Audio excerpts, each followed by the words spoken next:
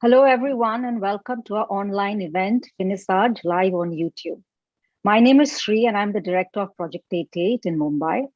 Joining us this evening is Pallavi Paul, whose solo The Heart of the Heart is currently on at the gallery space. The show concludes tomorrow, and this online talk is a closing event for the show. Pallavi is joining us today from Berlin, where she's currently in residence as a DAAD fellow. Also joining us from Berlin is Natasha Ginwala. Natasha is a curator, writer, and editor living between Colombo and Berlin. She's the associate curator at Gropius Bau Berlin and artistic director of Colombo Scope in Sri Lanka. And finally, joining us from Dubai is Sabih Ahmed, who is the associate director and curator at the Ishara Art Foundation in Dubai. Prior to Ishara, Sabih was a senior researcher and projects manager at Asia Art Archive from 2009 to 2019. You can read more about our speakers in the text provided below the window.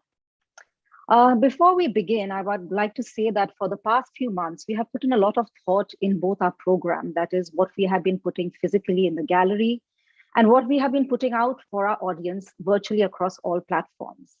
For example, in this YouTube channel, you will find the online preview of our virtual show, which was called Not an Imitation, which brought together all our artists and their works in a curated show thinking about the pandemic.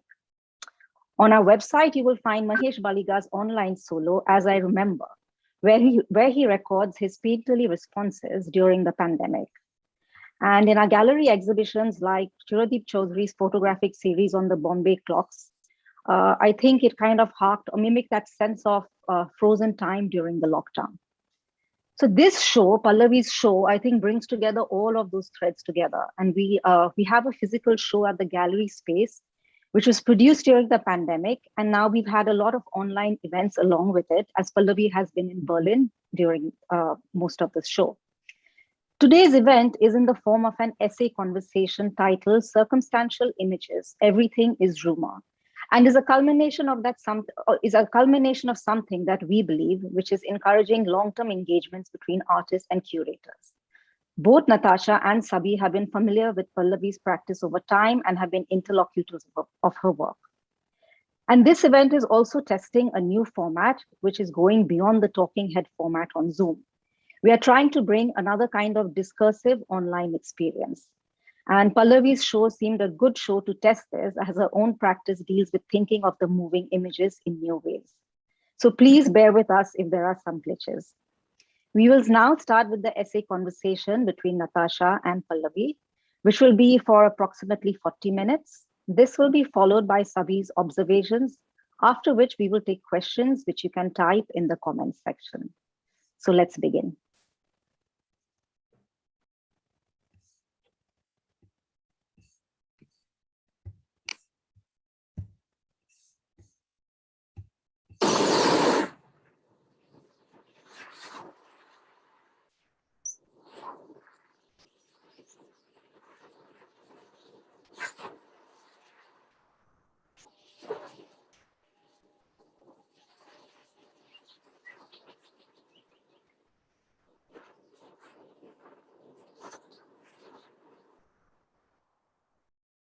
I guess one way to traverse through the practice is also to start with long hair, short ideas and engage deeper with the protagonist who may recognize herself as woman or as other or as multiple genders, but has been this forgotten subject until a certain point of the cinematic encounter.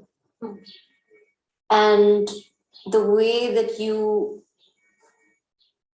create not a biographical entryway, but really create a sense of agency around which the person can stage herself in multiple ways, not from a singular point of focus as well, and not through a kind of patriarchal sense of belonging. I think this is something that recurs in multiple ways in different films.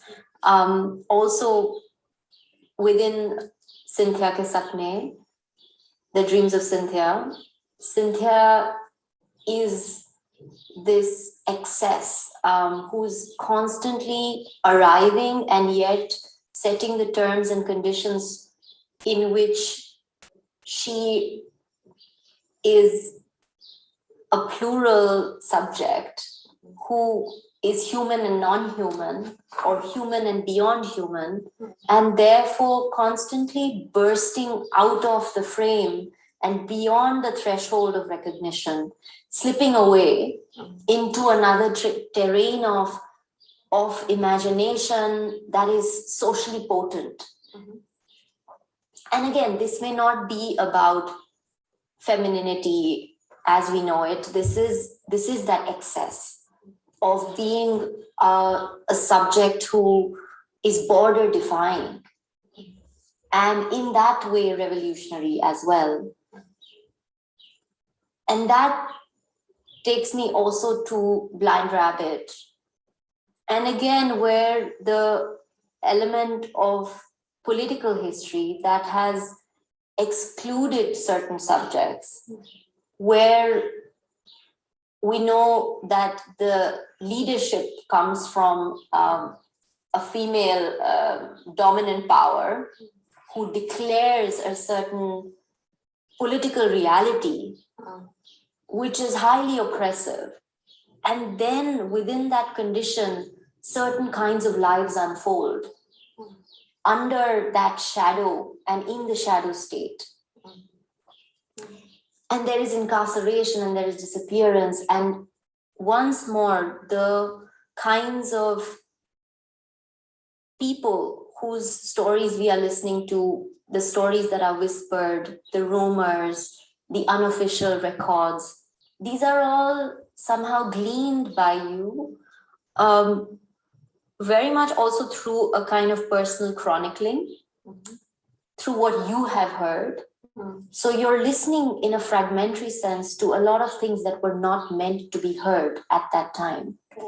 And in that, I feel, again, there's a non-hegemonic way, a non-patriarchal approach, where the state reality on one hand and the lived conditions of those who had to remain in those shadows, who had to remain alive and express their truth, are speaking back to you today. And you produce a different kind of visual corpus with the knowledge that you have received. Yeah, I find this very almost evocative phraseology of the shadow that's alive, right? Because to me, it's a question that speaks to the materiality of cinema, as it speaks equally and equally forcefully to also the notion of a certain kind of political sociality and subjectivity that, as an artist, I'm interested, or my practice is interested in apprehending.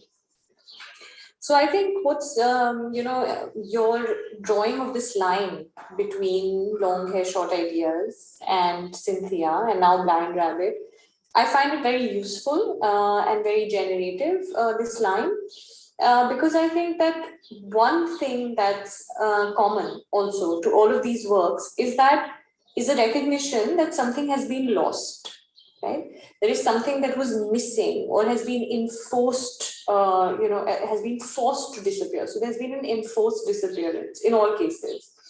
So if it's Long Hair, Short Ideas, it is that enforced gap or disappearance of the voice of the revolutionary's wife, which is a historical disappearance.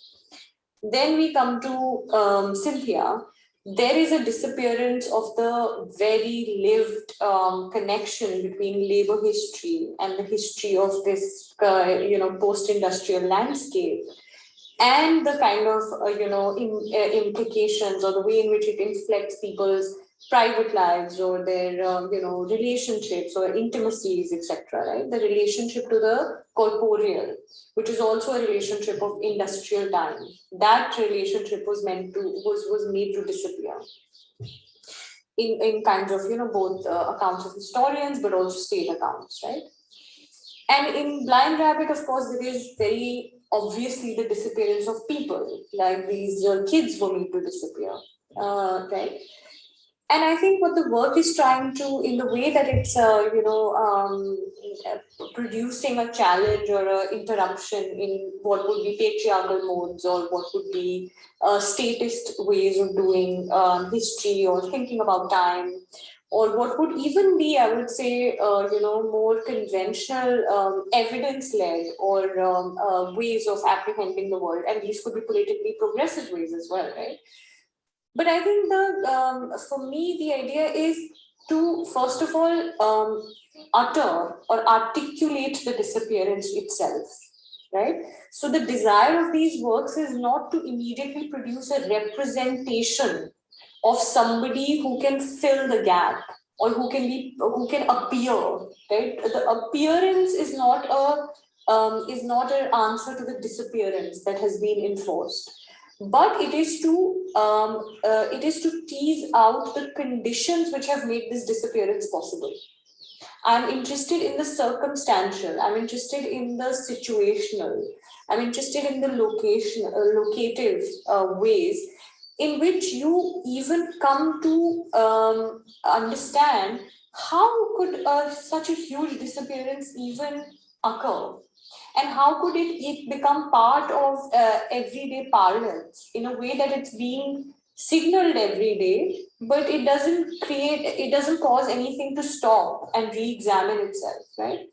So in that sense, the overturning, the ambition of the work is to produce a structural overturning. And this structural overturning, I feel, echoes with also the structure of the works themselves, right?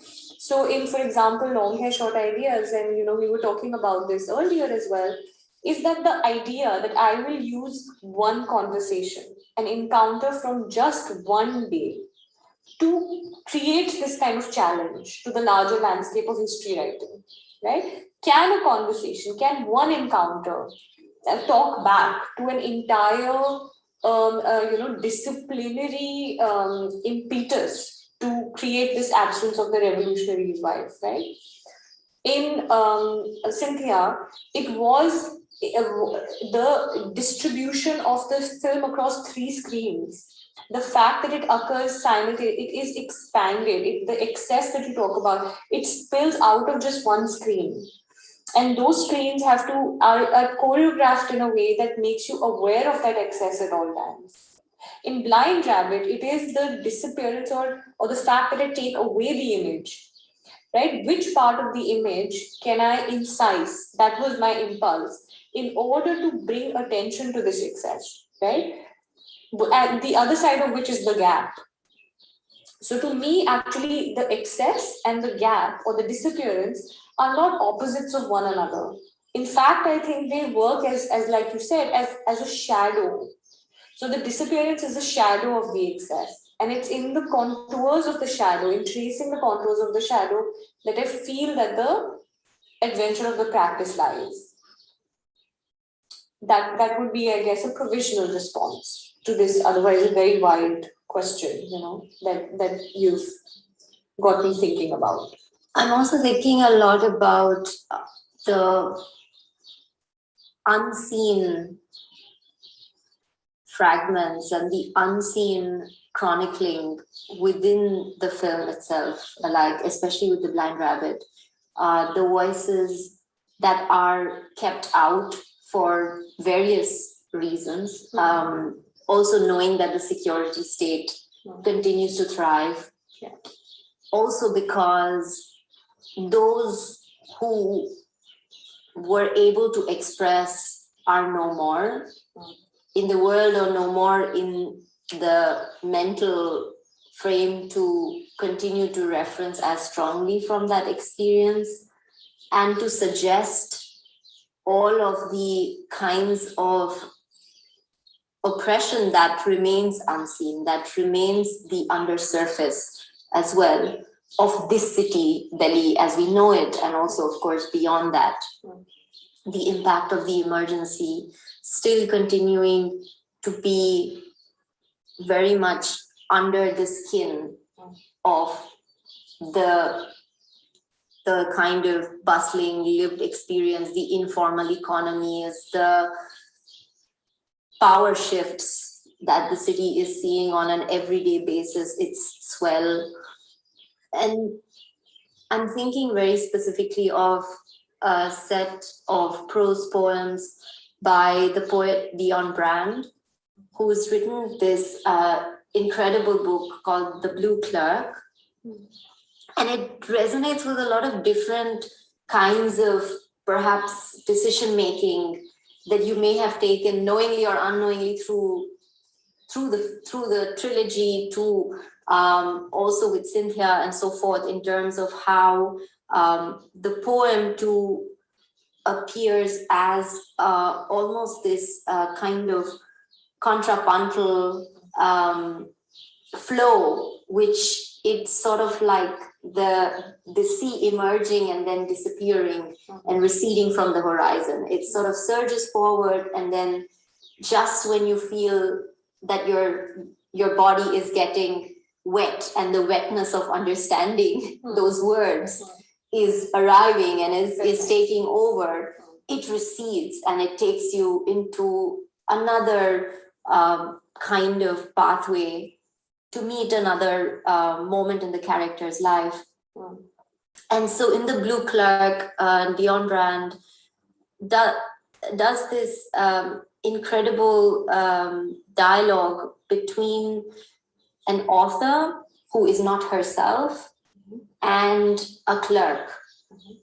And there are a range of versos, and versos because she's also thinking about the left side of the page of the book, which is left unseen or unwritten, unexpressed. So the whole structure of it is actually reflecting on the side of the written what might be left out. It's kind of composed in this style that it is constantly recognizing what is left out, not deleted or erased, but that is beyond articulation, or that the ream of the paper is still not able to grasp fully.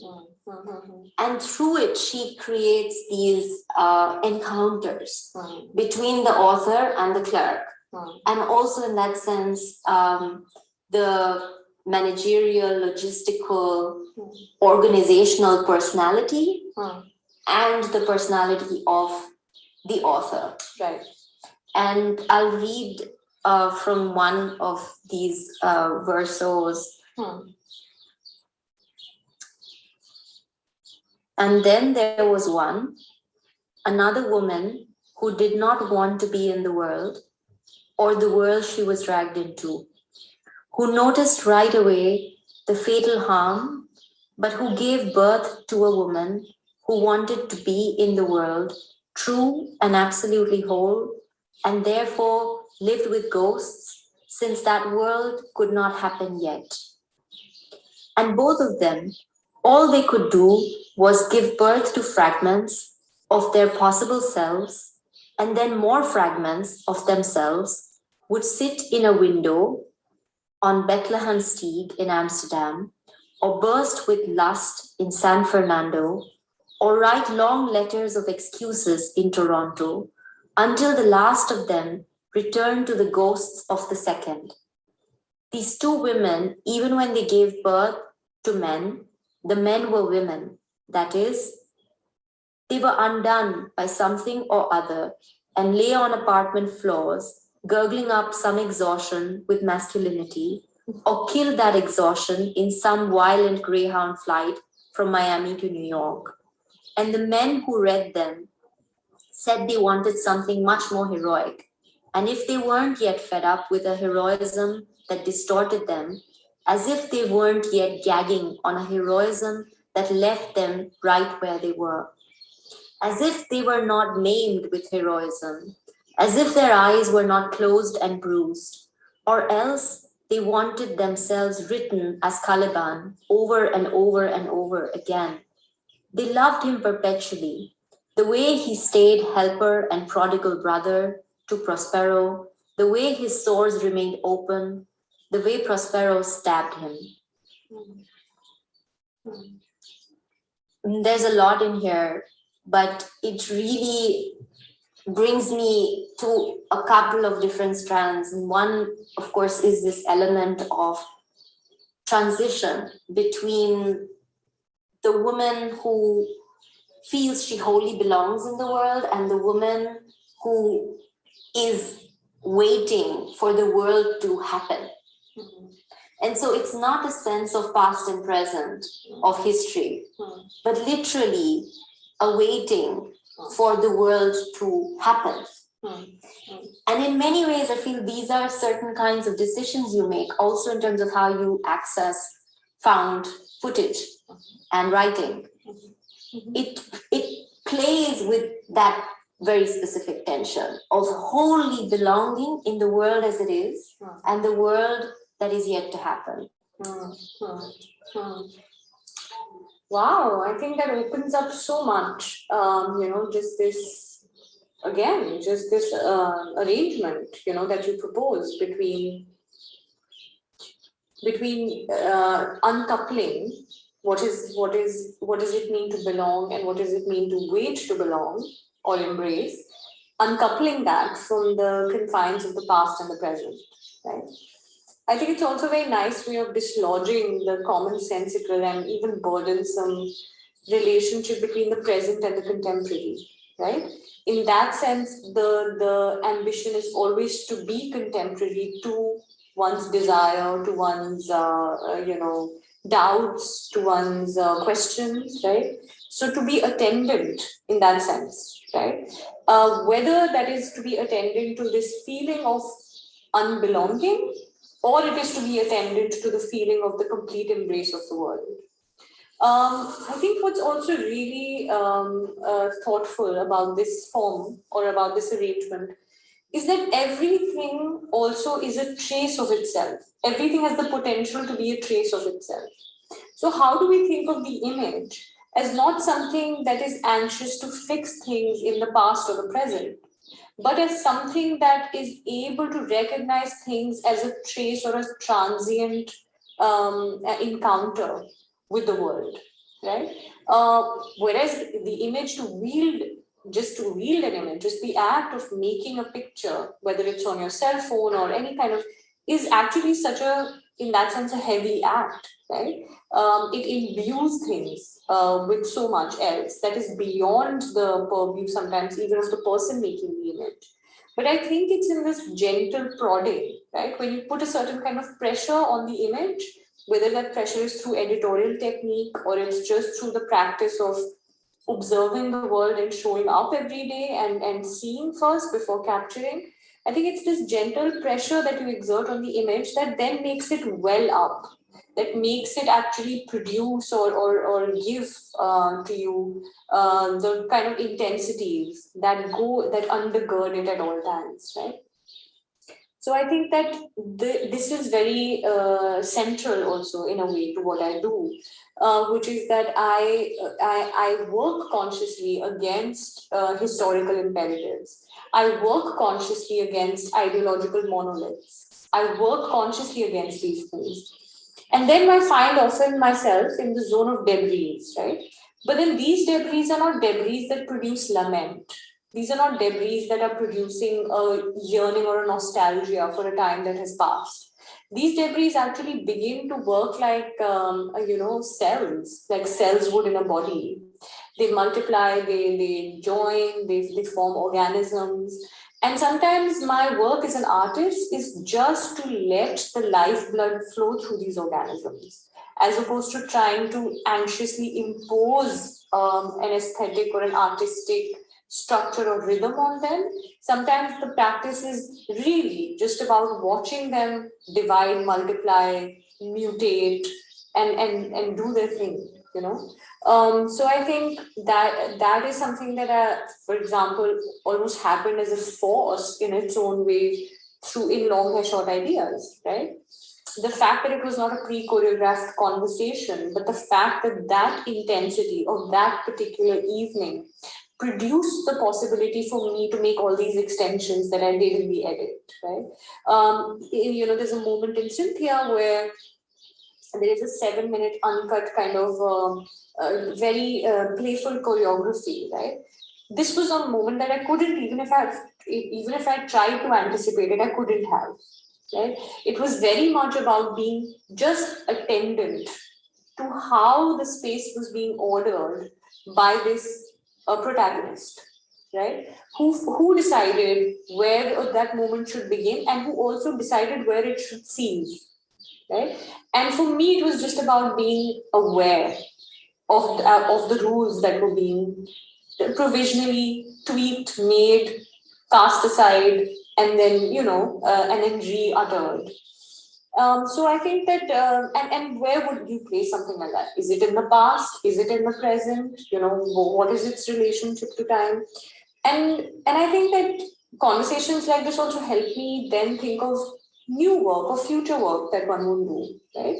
Where these questions perhaps should appear even more sharply or appear even more poetically, and of course taking and that wonderful excerpt that you read out from the Blue Club, it also makes you aware of how poetic or philosophical articulation is actually like a distillery of ideas rather than a heavy disciplinary force, right? So rather than pulling images down or illustrating them or representing them or imbuing them with an extra layer of sedimenting them, the work of words sometimes in works that also have images is to actually create openings of ventilation. I would think of them as windows. So they let the air in, they let the circulation happen. There's circulatory mechanisms. So for me, words and images, actually, I want to think of it as a vascular system. And then something becomes alive, and that is the magic, of encountering a work then, or any moment in the world.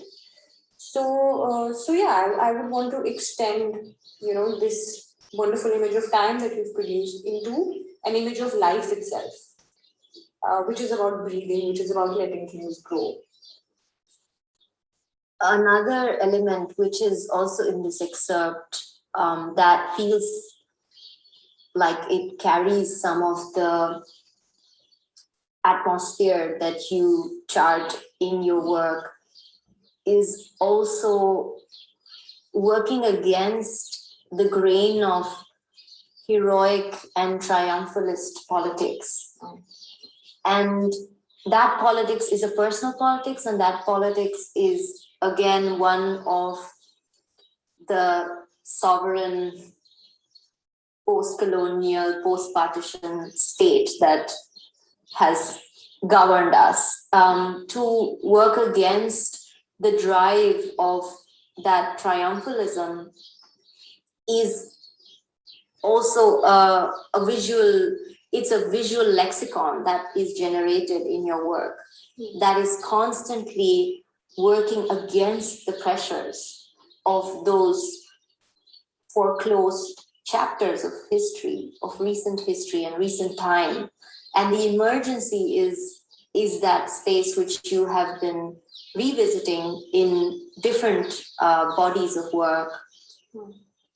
Also, it's one that has caused a severe exhaustion within the body politic because of the kind of ruthless measures that were taken that continue to be replicated in different kinds of ways. They continue to haunt and they continue to become forms of persecution for various kinds of bodies. And so what does it mean to create an aesthetic grammar that gets us to not feel that exhaustion, but rather be able to have a renewed understanding of that specific moment of emergency, but then once more as a present continuous in terms of how it is unfolding in our midst. Yeah. I think one of the things that the emergency made very clear to people who were carefully observing it or its implications is that it did not need to be announced. And right now we're living in a time where the conditions probably of identifying something as a state of emergency exist, and yet there is no taxonomizing. There is no label. There is no desire in those governing us to actually declare it as an emergency, because this is precisely what allows for those conditions to exist, right? Because once you declare something as an emergency, you also have to then imagine when it will end, right? Which is what happened during the national emergency of the 70s. That it was when the crisis came from when the utterance said that the country had to be re-democratized at some point of time, right? The state of emergency has to end, right? Because emergency is imagined as a crisis. But I would say that we're living more, so this philosopher Mary Ann Dawn has a very makes a very nuanced distinction between what is a crisis and what is a catastrophe. And she says something is a crisis when it's time bound, right? A crisis is a crisis because it can be resolved. But a catastrophe is something that has no bounds of time. It spills out, it spills over, right? So, for example, an event like the partition of India can be described as catastrophic because we're still living it, right? You've done this really fantastic and edited this fantastic collection on the riots recently, which I've had the privilege of engaging with to some degree. And what becomes clear as you kind of engage with one entry after another is the catastrophic nature of the violence, right? That it doesn't disappear. It's not a discrete event that has certain fixed boundaries, but it almost informs the texture of everyday life after that in a continuous way, right? And that's exactly what the emergency in some ways was or is, that it informs everything. And a way to deal with this kind of, I would say, political phenomena is to produce a kind of, if I were to use a very kind of Deleuze term of producing nodes almost, to sense the ways in which it's informing everyday life. So one of the things is, to kind of move away from the language of the state. So move away from, say, the language of rights, move away from the language of citizen entitlements, move away from that language to see how deep the scar is. Because it's not as if, juridically, if things are dealt with, then the emergency can be undone, right? It's not the goalpost has shifted. The register of thinking about what can be done to a life, what is possible to do to a life, by a regime, that entire imagination has shifted. So I think that to register that shift is very important as an aesthetic strategy for the work. So concretely in the work, I will try and weave different kinds of strategies together. So yes, while one mode of sensing it would be, say, archival material or archival footage, another mode of sensing it would be things that go precisely against the grain of the archival. They will, so if somebody has, a kind of a micro encounter with the life of power. So for example, the story of the body double in The Blind Rabbit, where, I say that sometimes in the life of power, a doubling can be a cutting into half. What does it mean? What kind of nervousness does it show in a head of a state to replicate literally the body of the leader in power, right? And that body is also producing its own psychoses, its own perversities. So it's a multiplication. As much as it's a multiplication optically of power, it's also a multiplication of the nervousness. It's also a multiplication of the psychoses that undergird these kind of structures of power. So visually then, and that is completely unarchived or unarchivable even, right? So I would use a combination of various kinds of strategies to do that, I would say. One of the elements that we haven't discussed so far, but which has been foremost in the practice, I'm curious in terms of how you read drawing, because for me, within the specific ways in which you draw upon this medium, it's also inseparable from text in a sense. So the subjectivity of drawing is connected to a certain linguistic imagination, a breaking and rebuilding of language forms. And at the same time, especially in the recent exhibition, it feels as though it has this sort of terrorizing, surrealist mode of sort of compulsion of to draw from life. And this is so interesting as well, because it's very different from the kind of still life drawing. It's sort of this subjectivity of the furor of life, the breakdown of systems, and the drawing kind of emerging from the cracks. And I wonder what the process is for you. When do you start? Where does it appear within the process of composing a film or editing a film? Is it a punctum? Yeah, I think, again, the relationship that you make between language, drawing and film, is actually a very precise one. It very much undergirds the kind of the sway that, drawing has within the practice. For me, it's very much about testing the zone of the non-representational within language. So I'm also trying to think of modularity. You spoke about breaking open and restructuring, and that's very much the instinct, because to me, lines, spaces, colors produce the possibility of a modularity, which language perhaps resists much more. So the fact that all of these different elements can appear, change, shift, be reassembled, to me, that's the thrill of drawing. And it's also this testing ground for how much language can be loosened, how far it can be stretched.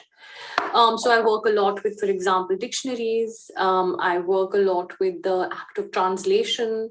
Drawing for me very much, you again, evoke the image of the crack.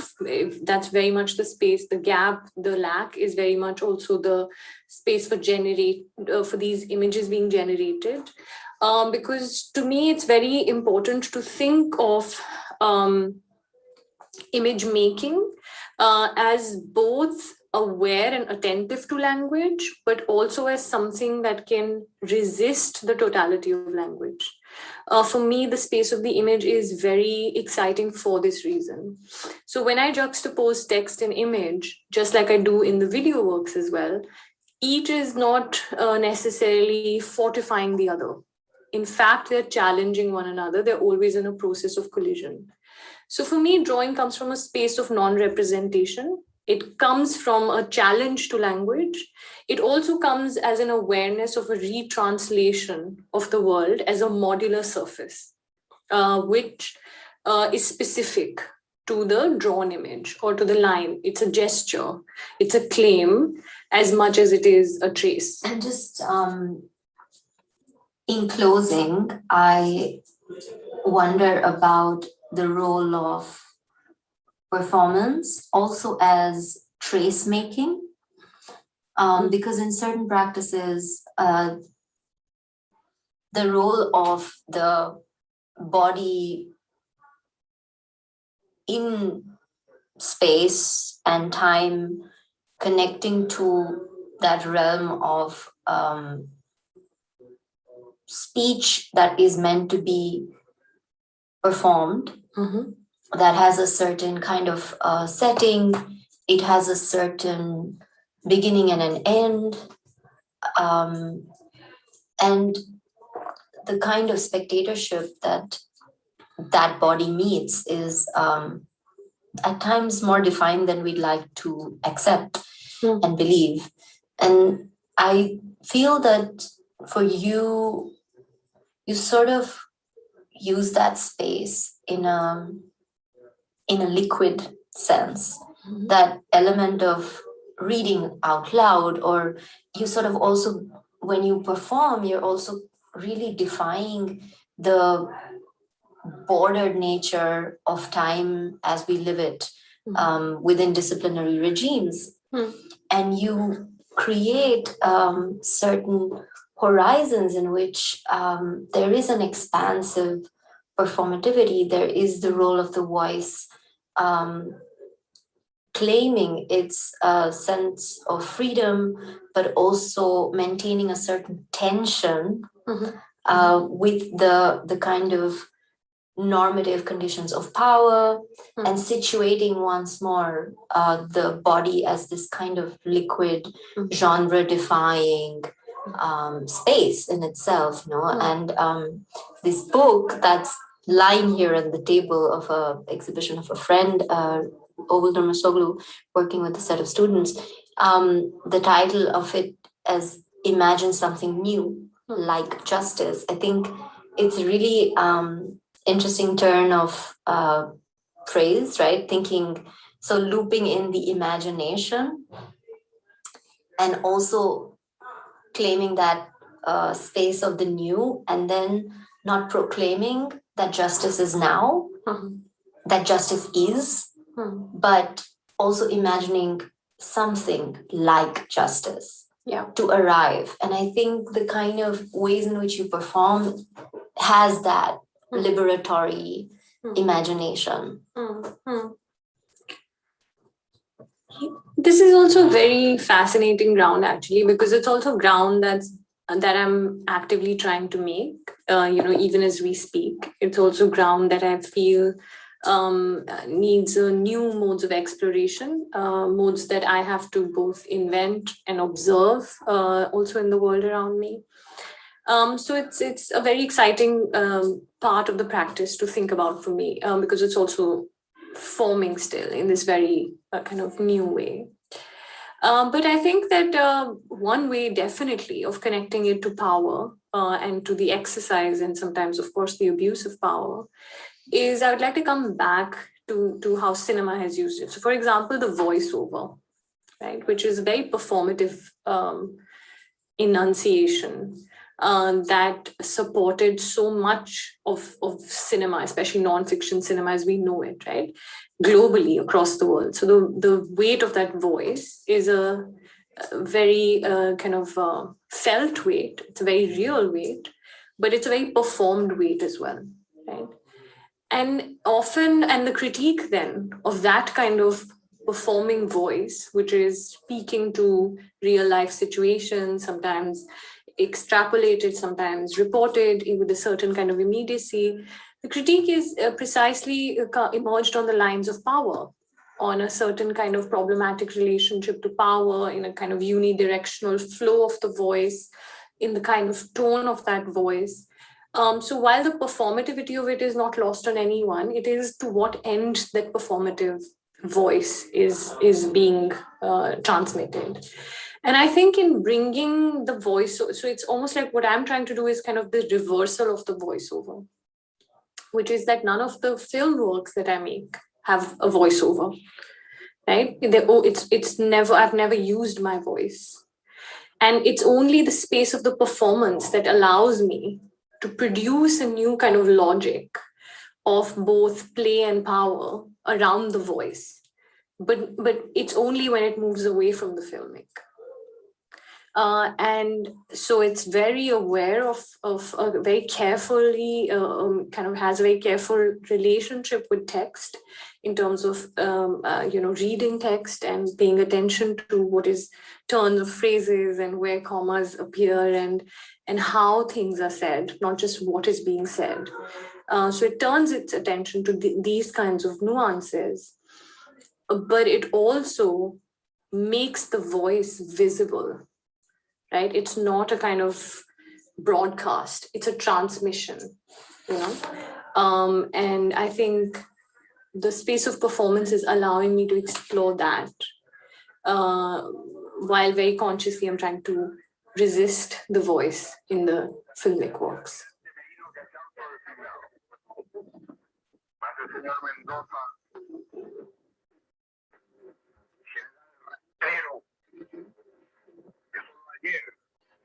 manifestar la solidaridad y lealtad al gobierno, también se ha denominado director general del Carabineros.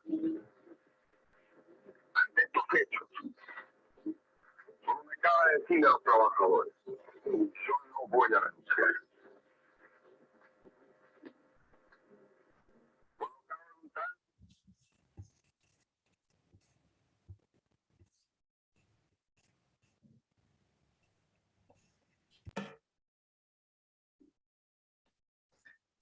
Good evening, everyone. This is where I step in. My name is Sabih Ahmed. I have been invited to respond to the conversation video that you all just attended. First of all, a big congratulations to Pallavi and the Project 88 Gallery for hosting this fine exhibition. I haven't had a chance to see it in person, but I've surely had the wonderful opportunity of seeing images of the works and attending the first opening conversation that Pallavi had with Shuddha Sen Gupta a couple of weeks ago. I also want to thank Pallavi and Natasha for inviting me to respond to this form of the conversation essay that you all witnessed. And what I'm going to do for the next 15 to 20 minutes is first to outline some of the ideas that I felt were compelling in the conversation essay. Then I'm going to at least try and unpack some of them and also propose perhaps a different reading altogether with some questions to some of the propositions made in the conversation essay. So for me, this form that we just saw was a thesis on the image through Pallavi's practice that is in dialogue with the curatorial practice of Natasha's.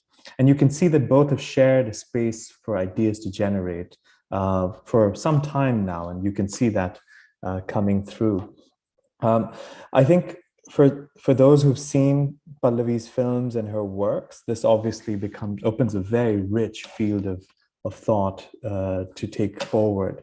And for those who haven't, I would urge you to contact Pallavi and the gallery to have a chance to see some of those films, as well as drawings and performances and documentation. Now, the thesis of the image that this conversation essay spends time on takes into account the image's philosophical, historical, mediatic, linguistic, and performative dimensions, in my view. The premise of this thesis, which is common to all the projects that were discussed, is to understand the image through conditions of forced disappearance. That something has been lost, something has been forced to disappear, and how do we think the image from there? And through the discussion and through various projects that were attended, we see at least 3 or 4 ways that this premise of the image around forced disappearance has been explored. First, through a single prolonged encounter with one person talking about something else, through an excess, through an incision or a split, and through the trace. So that's one point about forced disappearances, the premise that I'm going to come back to. The second point that I thought was really compelling was a way of considering excess and darkness. Pallavi stated at some point that the gap, the disappearance, and excess are not opposites. Natasha stated at some point the drawing emerging from the cracks in the system, a kind of eruption of an excess, which are the drawings. And Pallavi somewhere later also said that a disappearance is a shadow of excess. The shadow that looms, the blindness, even suggesting a thesis on darkness altogether. And I would like to come back to that as well. And the last point that I wanted to highlight from the many compelling things that were shared in this, in the past 40 minutes was the statement that Pallavi made in the conversation with Natasha to consider that everything has the potential to be a trace of itself, to consider everything as a trace of itself. Now, these were among some of the points that I thought were really areas to think about. And if you allow me, I'm going to unpack and also even raise some questions to them. So first to the questions around disappearance, the conditions of disappearance, how to articulate the conditions in which a disappearance is enforced.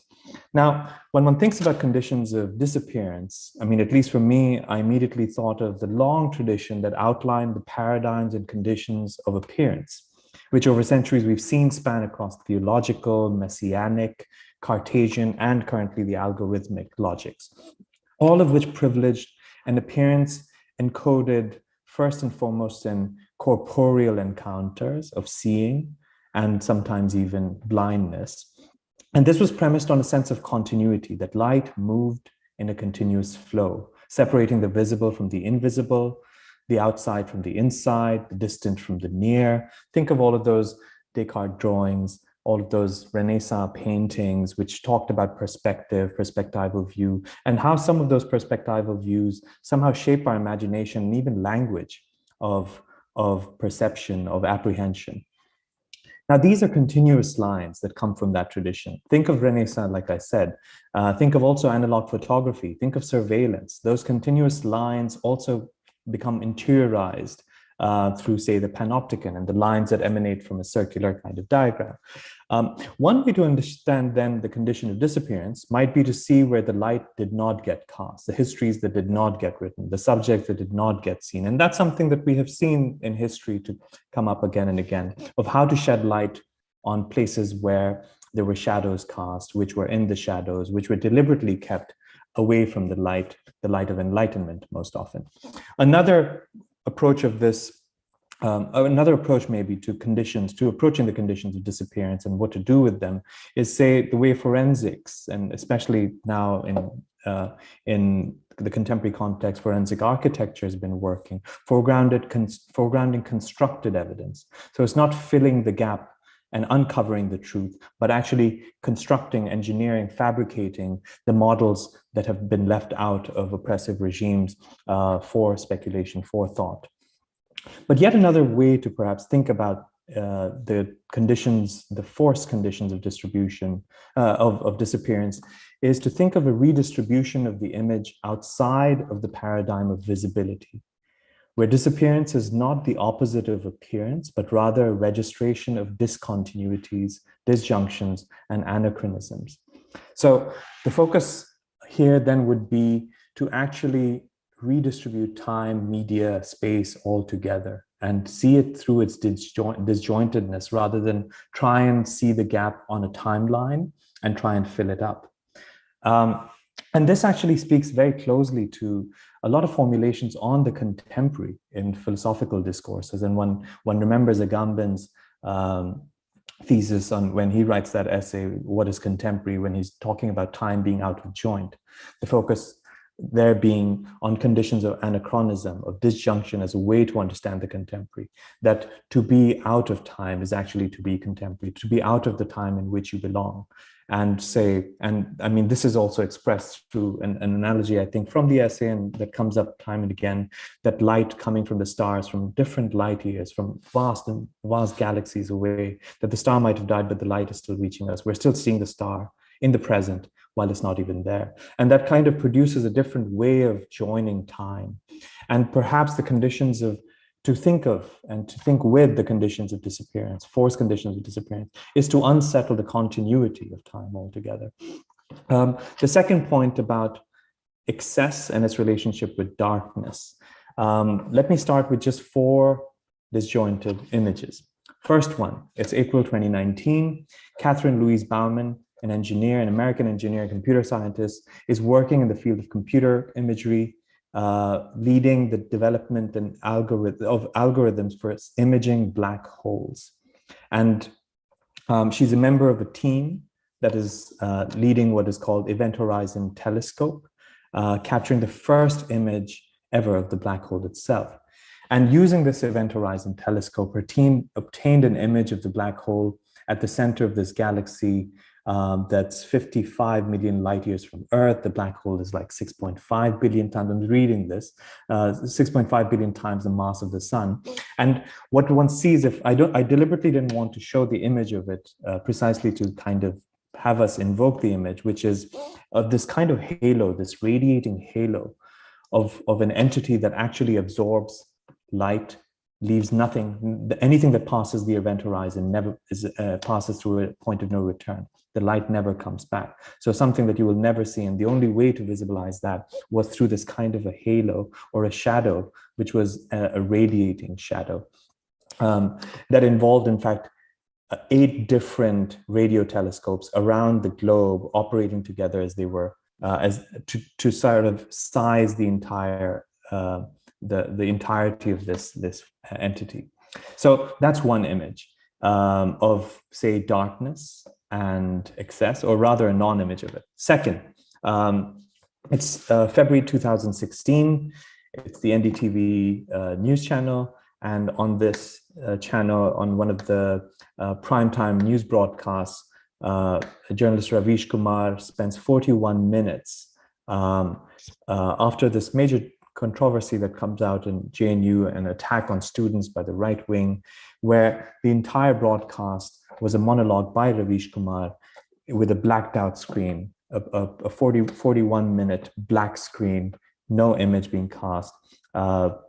And the show then also played audio clips from different news debates, the complete clamor that was circulating at that time around all kinds of political violences and brutalities, much of which were sanctioned by the state. So another image of an image not, an image refused. The third disjointed image, or rather the non-image, Osama bin Laden captured in Abbottabad and killed there on the 2nd of May in 2011. And we know how the US military descended on the compound in Pakistan. And the goal was really to kill or capture Osama bin Laden. And after this raid, what one sees is, in fact, no image of Osama, no image of Osama being killed, and Osama being buried into the sea within 24 hours of his death. And this spectacle without an image is something that actually is something really to think about, I think, of a place where there was a complete refusal of the image in order for it to not be monumentalized. But also, interestingly enough, how consistent it was with the iconoclastic beliefs of Islam, for instance, of not leaving an image behind, not leaving a monument or some figure behind.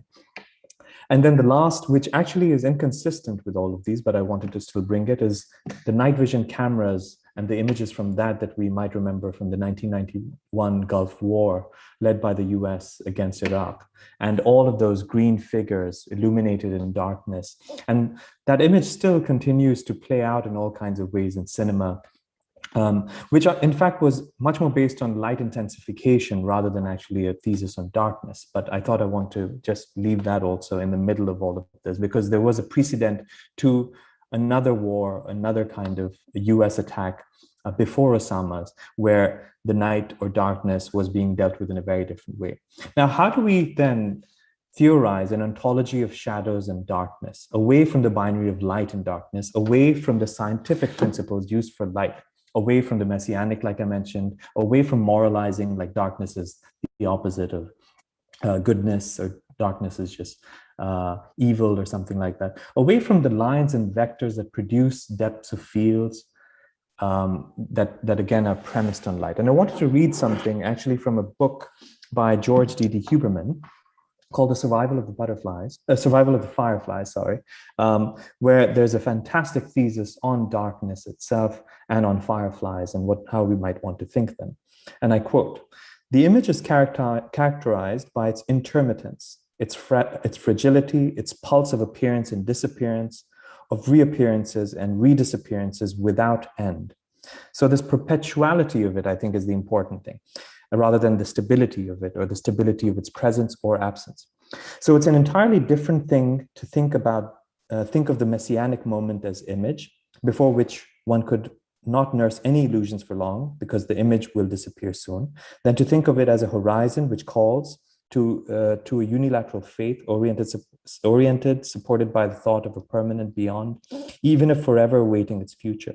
The image isn't much, a remnant, a crack, an accident of the time that renders it momentarily visible or readable, whereas the horizon promises us the whole. The complexity of Agamben's thought insists, perhaps, that the regimes of the image and of the horizon are constantly mixed or surreptitiously adjoined, as if the first, which is an empirical regime of local approach and local approximation, had no value but to free up the immense space of the second, the regime of the faraway, of the apogee, of the absolute. As a reader of Benjamin, Walter Benjamin, Agamben is a philosopher of the image. Hence, the manner of philology through which we discover, often with wonder, the hidden power of the slightest gesture, the slightest letter, the slightest face, the slightest glimmer and flash. But as a reader of Heidegger, Agamben seeks the horizon behind every image, a little like Pasolini when he decided to judge the whole at the ends of civilization in which he lived.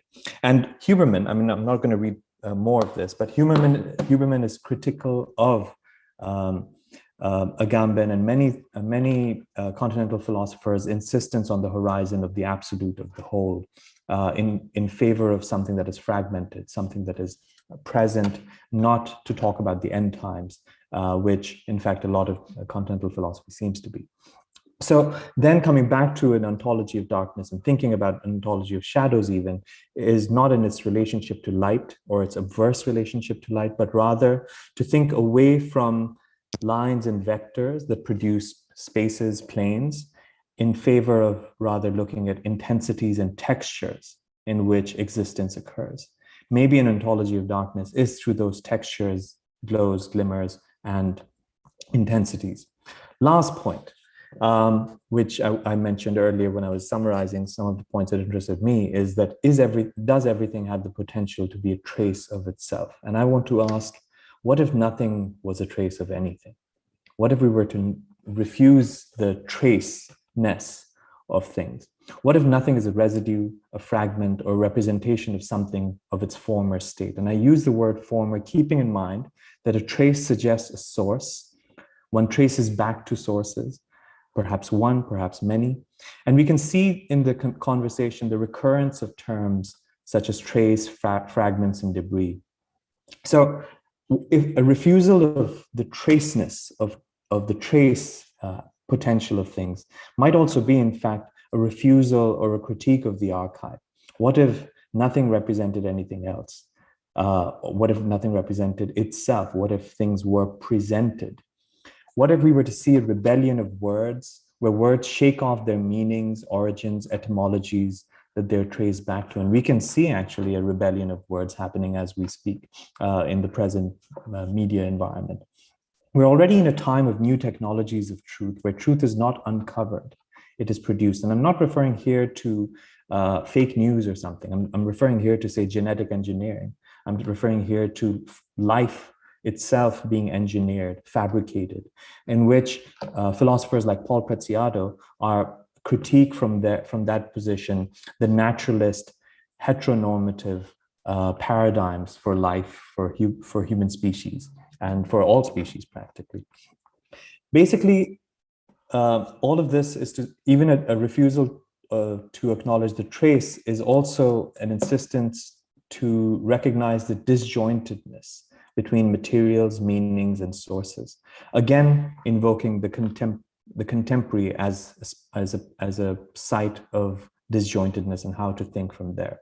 So as I conclude, by way of augmenting the conversation essay, let me just leave it with the question that what if nothing is a trace of anything? What if Pallavi's practice and this conversation essay is proposing a thesis of an image based on a politics of exteriorization, not in the logic of exterior versus interior, that you have to analyze an image for what it is showing, what's inside the frame, but also not in the question of associative meaning. This image reminds me of this image is connected to this, or hyperlinked, but its generative capacities as ensembles, images through ensembles, historical as well as contemporary, as well as possible futuristic. This exteriorization suggests an embeddedness across biological and technical planes, the exteriorization of seeing, the exteriorization of images. And what if then the project is not to make the voice visible that Pallavi was saying in the end, but in fact her project is to refuse visibility as the paradigm to understand and to take forward thought.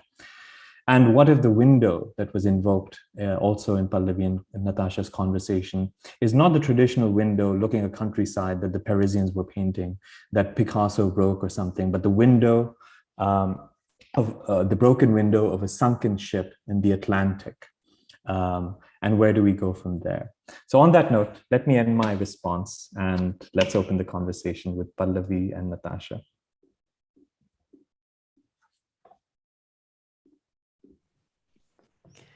Wow, thanks for that, Sabih. I'd invite Natasha to first come in and then follow and find my way back into the... This is not rehearsed, by the way, for all of those attending. So we're taking this as it comes. Yeah. I mean, at this point, we'd also really appreciate if there's any questions or thoughts.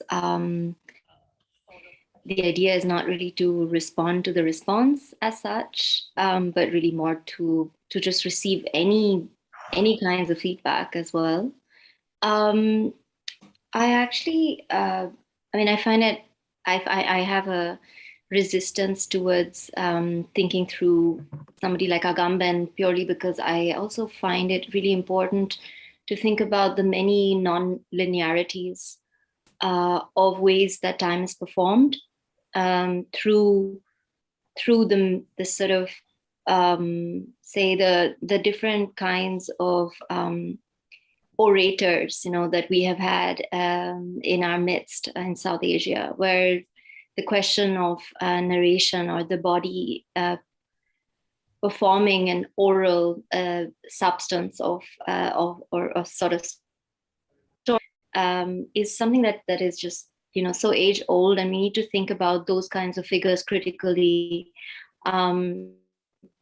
Recently, I was also thinking how such figures can then be thought through with practices like Pallavi's, in which the act of filmmaking itself is one of deconstruction and of, which is also why we use the voice. So really coming to the role of the voice, building tension, or taking certain unusual pauses, or as you did, building images through the voice itself.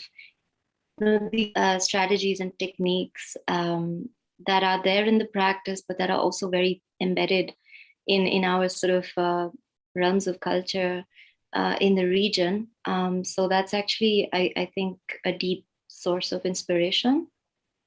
And I just wanted to conclude with this thought, was the latest issue of this fantastic magazine called The Funambulist is called They Have Clocks, But We Have Time, which is again a sort of idiom, and it's a saying, of course, that's also thinking about the regimented structures of time through colonial modernity.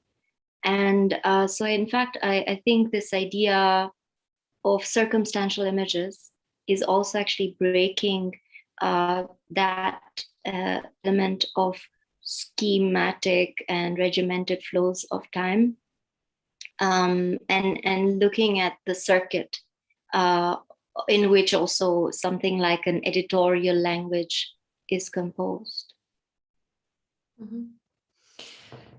Yeah, and Sabih, for me, I think the field that you've sort of woven, and I think Natasha has sort of also kind of pierced it in with her own sort of articulation, and in between this, when I try and see the plot the practice.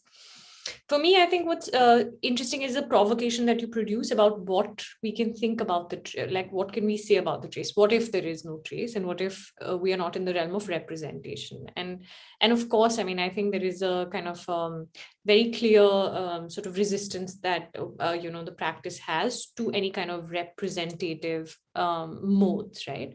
But that's not a resistance for its own sake. You know, I feel like within this, the trace actually sits in very interestingly, and for me, it will be interesting to intensify that arrangement through your provocation. Because I think what's also, so I would say that in the largest sense, the project of the, you know, practice is to produce a kind of an ocular disobedience right? So actually going away from the evidentiary into the zone of actually sensing a certain kind of possibility in which the visual is not easily collapsible with the image.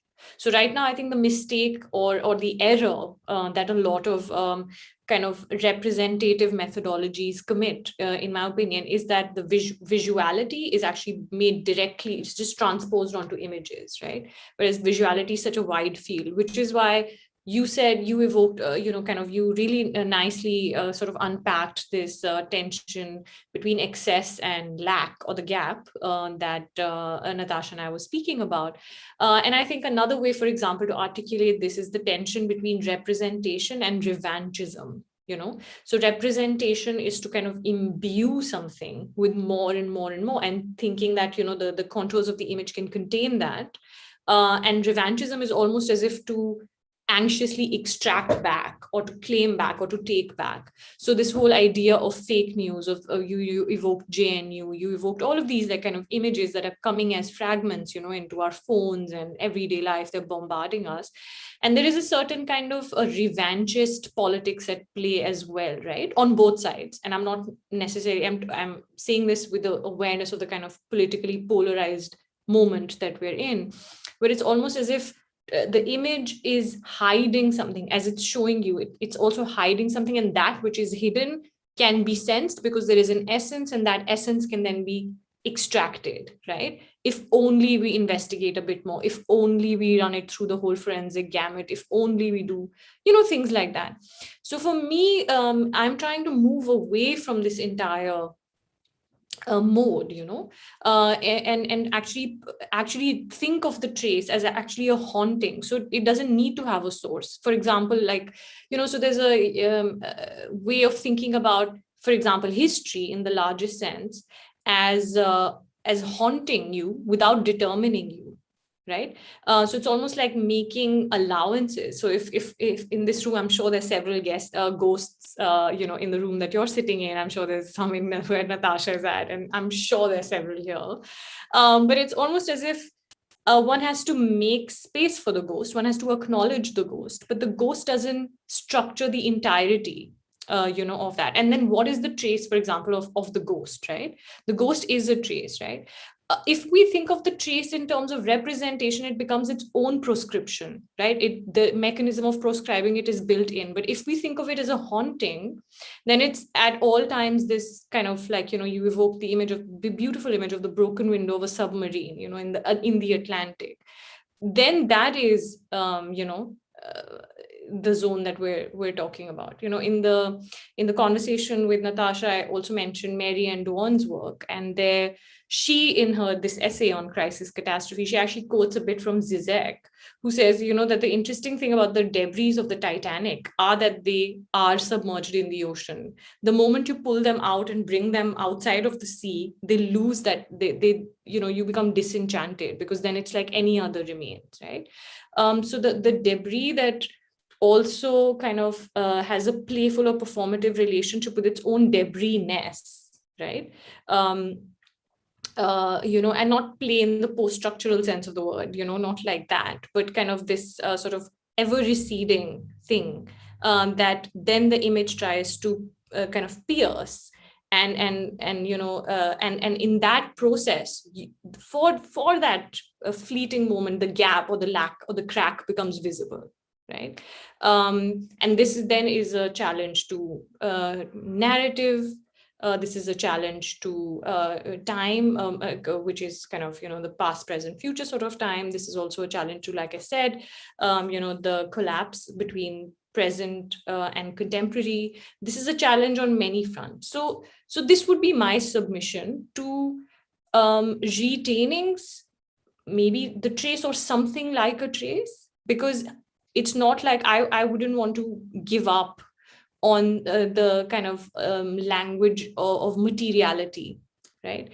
Yesterday, Kajri Jain had this fantastic talk on monuments, which I attended on idols, and her work, the new book, I think, Gods in the Time of Democracy, where she speaks of concrete.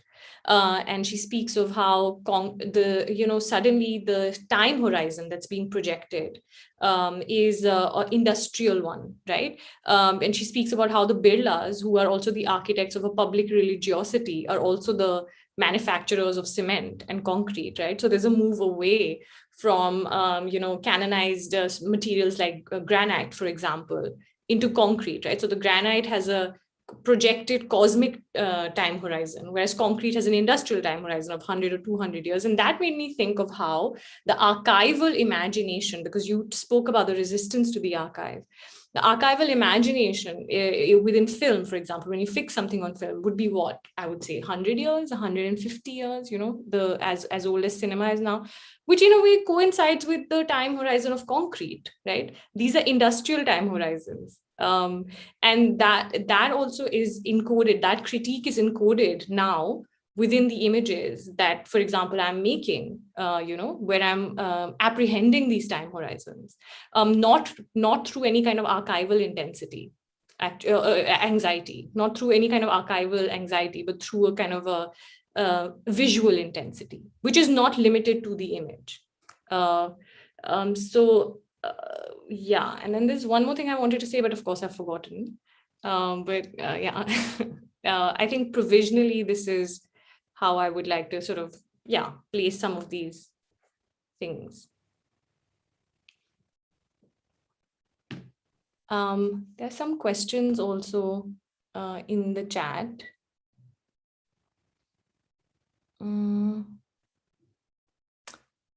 Yeah, there's a question from Rohini about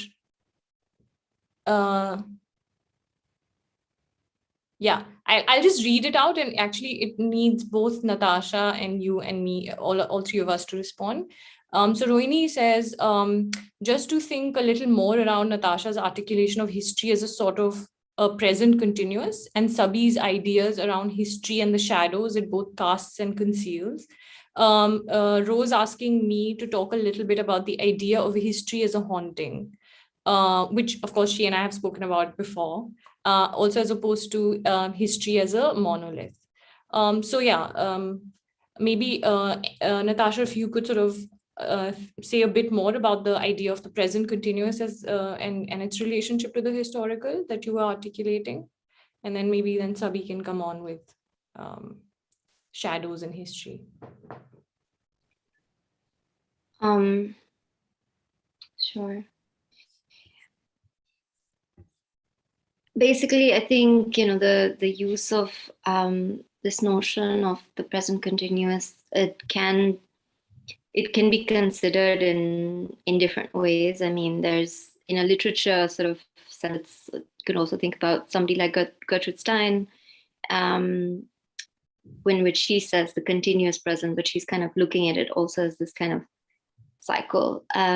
So not necessarily a perfect loop, but really also laying emphasis on the endeavor and the labor of creating with an ensemble of images or sort of a complex text that's that is being laid out by a writer. And I think in our context right now, when we think about even just the history of post-independent India, or just sort of in the region per se, in partition, etc., also talked a little bit about, and of course it also touches on certain aspects of Pallavi's work or the time horizon that she's considering in her practice. It feels as though these sort of neat moments of closure are not afforded to us. There's there's always this sense of leakage in which there's a kind of cross contamination between different regimes, one leaving, the other one taking on, or between different kinds of ideological fantasies of what should be the idea of progress or how to even inhabit your neighborhood. And it feels as though all of these forces are at play to wrestle for a certain kind of historical imagination, and to push us, right, to be kind of singular subjects of that. And so whether it's a sort of mob shouting out and surrounding a person on a street to chant a certain slogan or to claim a certain identity, that is the swell of a certain kind of way in which we are pushed to also foreclose our own set of values and ourselves to a possibility. And I think what's really important about the practice, in the way we've also charted the conversation and the visuals, in the sense that they actually move from one film to the next, it's porous.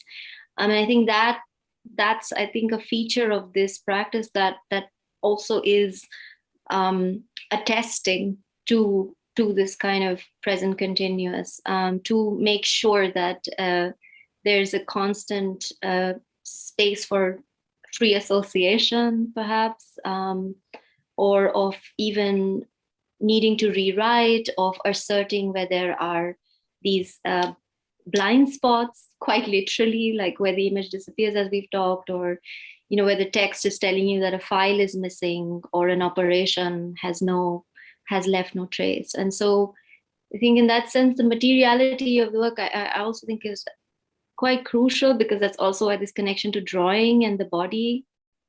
But in that realm of history, it actually does also think about continuity and receding, taking a step back to protect, to defend, to reclaim as well.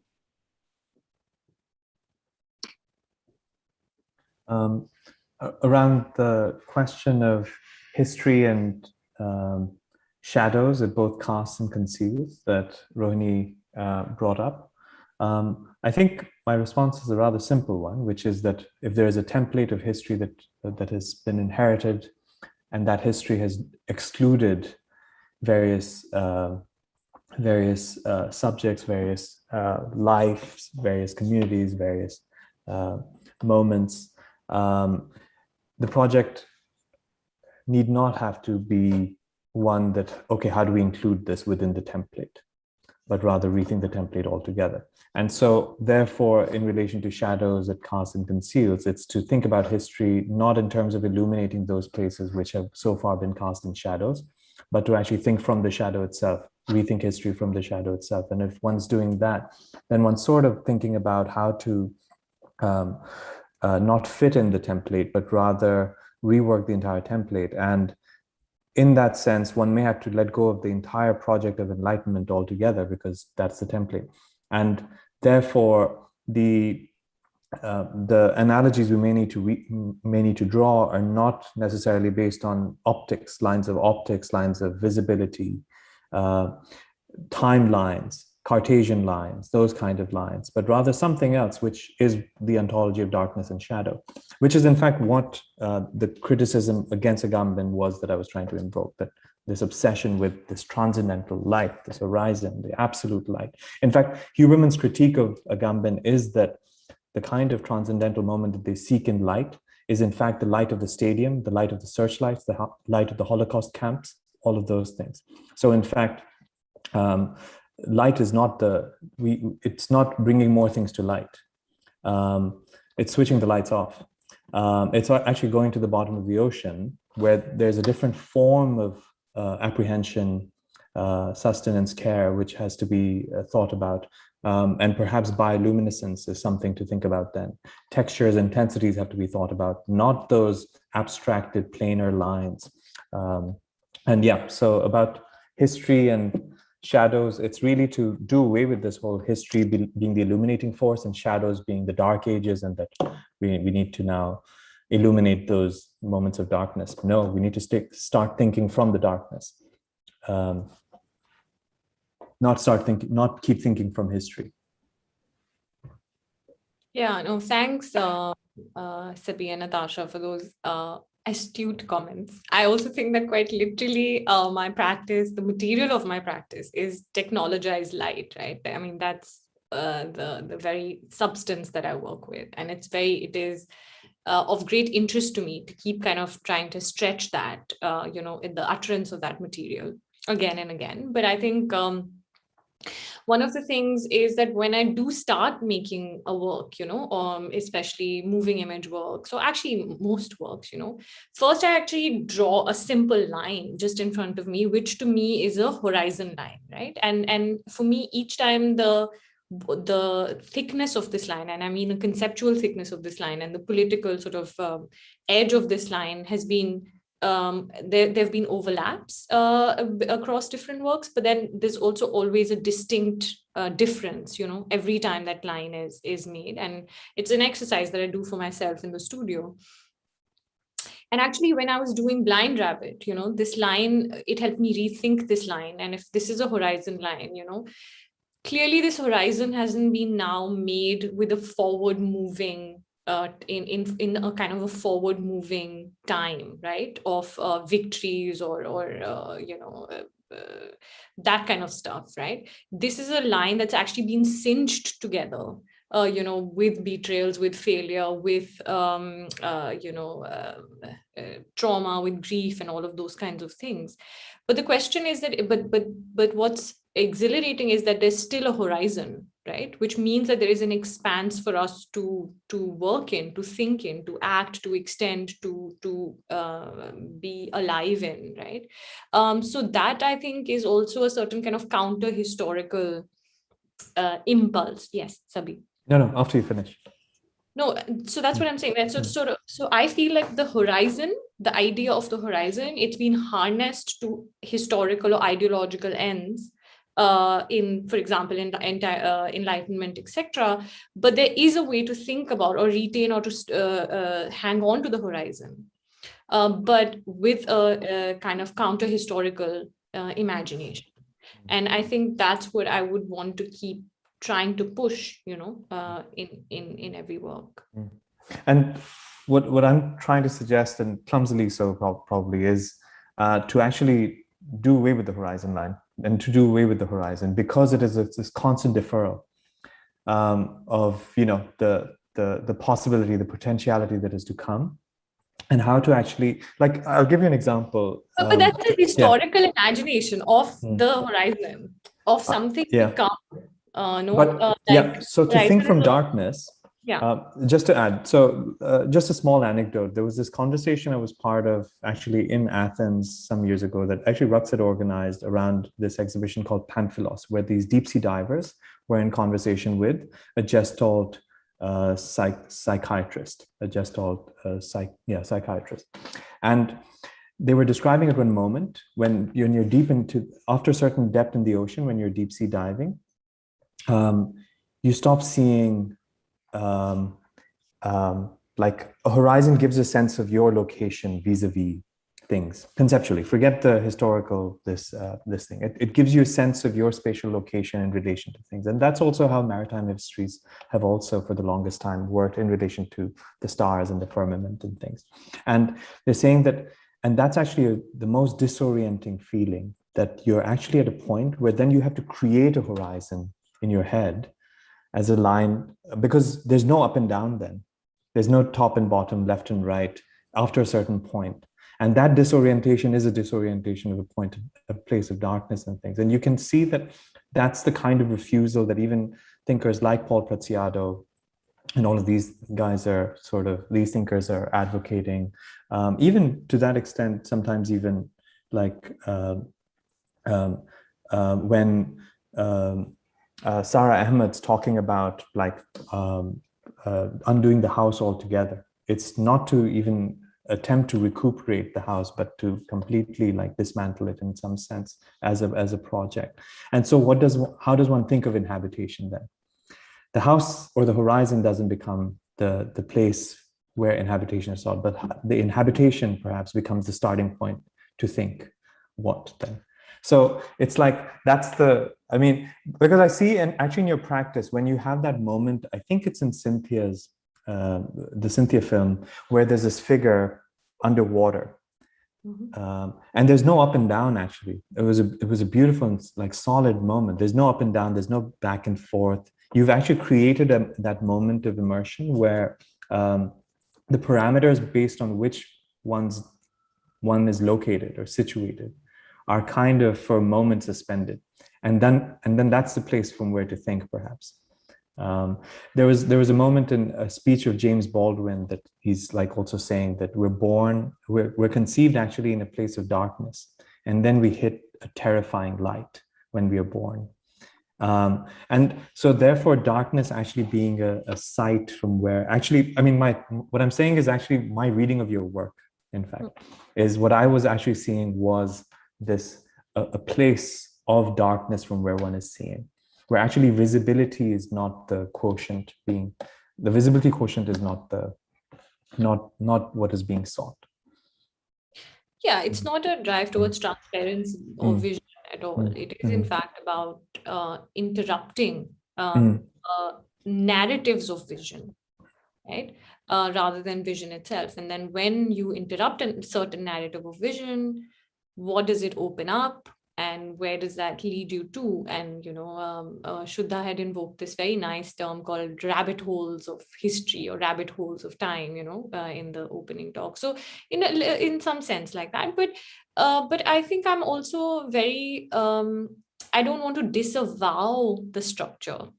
I want to very much also keep the structure in view while dilating it's the gaps, so not think of the structure as a sutured and a full thing that can actually contain everything, but apprehend it, because really that's the way in which, I mean, things are being instrumentalized, on all sides of the political spectrum. There's a solid collateral, like, that one is every day also kind of exceeding and also horrified at how it's working. So for me, the practice is very much holding on to, just like, for example, like what I was saying about poetry, that poetry is a very precise system. It's not to actually make things, etherize things. So loosening something can actually be a very precise act. So my interest is in loosening these ideas of prescriptive ideas of time. It is very much in loosening very prescriptive ideas of image making, all of those things. But I do want to keep contending with the structure, with structural modes and ways in which the world is cast around us. And think of darkness as very much part of that process. So I think this is very, for me, super useful, this image that you have of thinking from the darkness or thinking with the darkness. But to not say that, for me, just like the gap is not the opposite of the excess, darkness is not the opposite of light. And the horizon is not the opposite of, a certain kind of disorientation. And this is a ongoing, I think, conceptual tussle, which will yield something. But thank you for alerting me to it.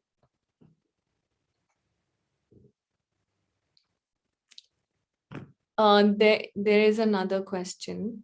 Prajakta asks where the drawings come in the practice, and the process of making or weaving images. So yeah, I mean, and Sabih, would you guys like to say anything about the drawings, and then I can also try and supplement, even though the question is, for me.